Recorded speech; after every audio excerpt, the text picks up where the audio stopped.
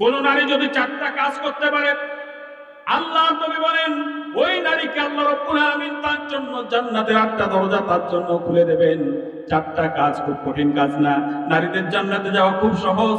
আল্লাহ নবী বলেন যেই নারী 4টা কাজ করবে আল্লাহ রাব্বুল আলামিন তার জন্য জান্নাতের 8টা দরজা খুলে দিয়ে বলবেন তোমার যেটাতে খুশি হয় তুমি সেই জান্নাতে প্রবেশ করো। বলেন সুবহানাল্লাহ।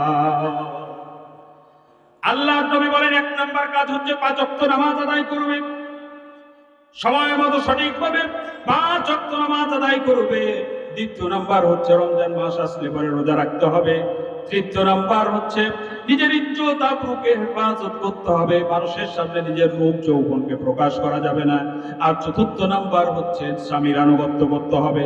স্বামী আপনাকে ইসলামের বিধান অনুযায়ী জায়েজ যতগুলি হুকুম করবে, আপনার কষ্ট হলেও আপনার অপছন্দ হলেও সেই হুকুম আপনাকে অবশ্যই মানতে হবে।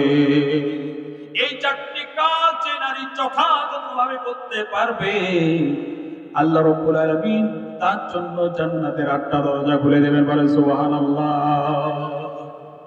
আমার মা বোনেরা যারা পর্দার আড়ালে আছেন, বিষয়টা খুবই গুরুত্বের সাথে নিয়ে আপনারা আমল করুন। আল্লাহ আপনাদেরকে হেদায়েত দান করেন বলি আমিন।